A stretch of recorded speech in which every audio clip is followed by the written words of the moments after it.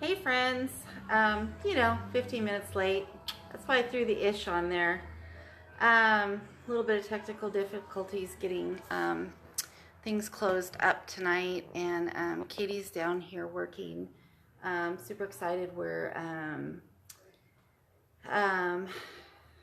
town does paint the town black and orange for football, and so Katie's down here working on our windows. So there may be a little bit of noise as Justin takes the kids back through, but I wanted to get going here. So Wednesday. Is anybody else feeling wonky this week? Having your Monday, I don't know. We're closed on Mondays, but I'm thrown off by the days. Anyways, if you're joining us, welcome. If you don't know who we are, I'm Patty, one of the two of us that run Rustic Redemption, a home decor antique and vintage shop here in Granite Falls, Washington. And we're also building an online community of women, encouraging them to create beautiful homes, live intentional lives, and pursue their creative dreams. And so we wanted to share a fun little tutorial with you. I ran across a picture and shared it of similar to this one, of a chalkboard for your kitchen. So what this is just a breadboard, or you can also get these little cheese boards. You see, it even says Tillamook on the end. You can find these in thrift stores, at garage sales. They're always pretty cheap. Sometimes they're even cruddy looking. Nothing in quicksand won't fix. But you can turn them into these fun chalkboards. Hi, Will. You can turn them into these fun chalkboards that are great in your kitchen because they don't take up a ton of space. You can hang them, you can prop them, you can put them on a little stand. But they're just fun to put menu on, welcome your guests. You could put it on a sideboard in your dining room, have a inspirational quote or a Bible verse. They're just a fun little one for your kitchen, and they're super easy to make. So the first thing you're going to want to do, I have one here that's just, sorry about the lighting, I have one here that's it's just been floating around in the back. We haven't done anything with. So the first thing you're going to want to do, if it has like oil stains and things on it, it's especially important to stain it, and you might even want to consider using a stain eliminating primer on it as well, just so you don't get those stains coming through. But this one's not bad, but you still want to just take either a sanding block or a piece of sandpaper and just give it a quick light sand. It doesn't require a lot, just to kind of smooth out the surface, kind of get some of those, anything that might be on it, just to get some of those imperfections off of it, and then wipe it down.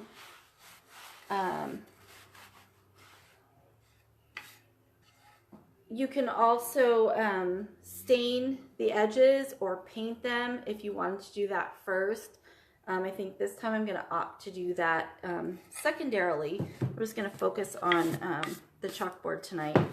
So the thing I love, you can buy chalkboard paint, which is what we used to use. And if you've been listening to me lately, you know I have become a big proponent of Wise Owl because it's such a healthier option. And I have found for making chalkboards that it is, I love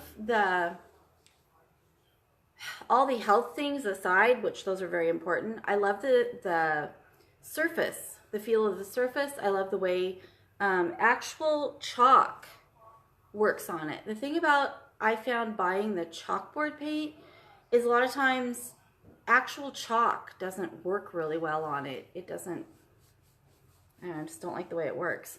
So I'm loving this. So I'm gonna flip you down here a little bit so you can kind of see what we got going on down here on the table, hopefully. Bear with me here. I'm not usually the one to man all this. Can you hear me okay? Give me a thumbs up if you can hear me okay. It's kind of weird because now I can't. All right, there we go. So we've opened up our can, and a lot of times I will just pour some in another little container. But since we're just doing this one little project, we're just going to go straight out of the can. You can use any kind of brush because you're going to, in between your second and third coat, you're going to give it a light sand anyway. So even if you have brush marks from the cheap chip brushes, sometimes leave the brush marks. You're going to kind of get rid of all those. So you don't have to use, we have the, nicer brushes, but these are kind of my go-to. So you have a couple options. I'll show you real quick here. So on this one, we just kind of did it inside and left a border. And this one, we did all the way to the edge. So you can do that. I think on these bigger ones, I kind of like it better. And so I'm not about perfection. I think it adds to the charm of it if it's not perfect. I used to be a lot more fussy about that, and so there's a lot of projects I would just avoid because they frustrated me because I'm not a perfectionist kind of person. I'm not a precise mathematical whatever thinker, and one day I just kind of started embracing it. So the thing about Wisel is it is self-leveling, and so you don't and it dries pretty quick. So the self-leveling helps a lot with the brush marks anyway. But what you're going to do is you're going to want to do, let's see, I'm fussing.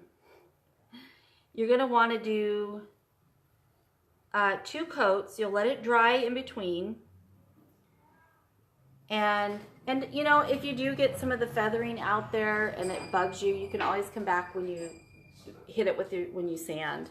So you're going to let that dry, and then you'll come back and you'll give it another coat, and then when that dries, then you're going to want to come back with your sandpaper again, kind of smooth things out, and then give it your final coat.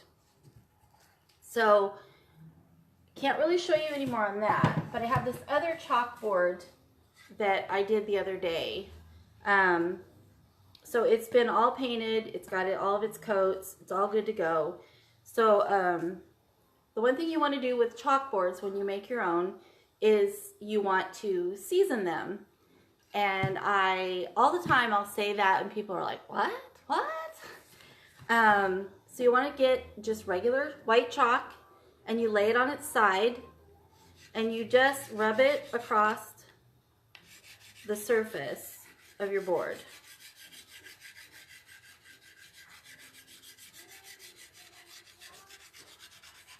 And what this does, is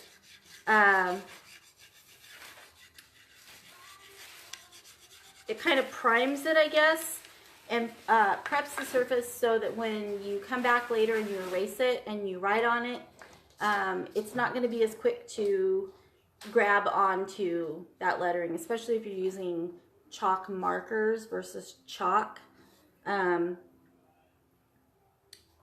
I've found with the Wisel, it doesn't leave that shadowing as bad as some of the other chalk paint, but you still will, you know, you might run into that. And the great thing about knowing how to do your own is if you ever do use the chalk markers and you know, you get all colorful and creative and you leave it up for 2 weeks or whatever, and then you're like, oh man, it's all shadowed, is all you got to do is come back and give it another quick coat of paint, and just kind of redo that process, just to cover it up. So it's super easy.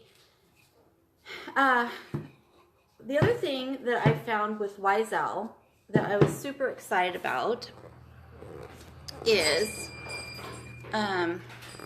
shoot, there we go.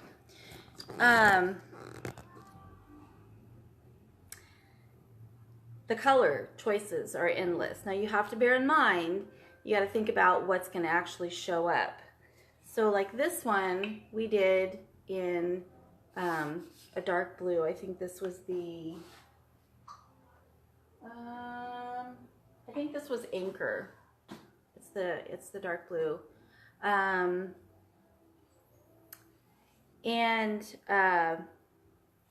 So that one works really well.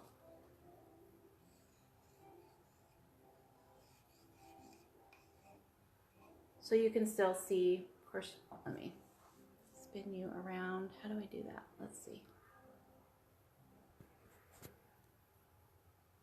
Should have done this earlier. So everything wasn't, oh, no.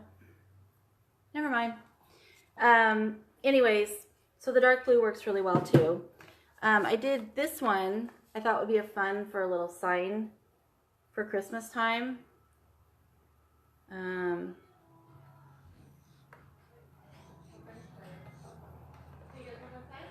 So it works really well in the red. That was, and then we did this light green one.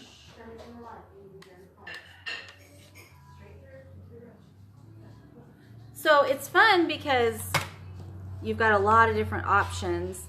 I kind of love basic black chalkboards the best. Kind of what I'm most fond of, but I think the other ones are fun. And it's nice having those options. So if your kitchen is all done in a certain color, you can blend that in. Another tip I was going to give you, season the chalkboards.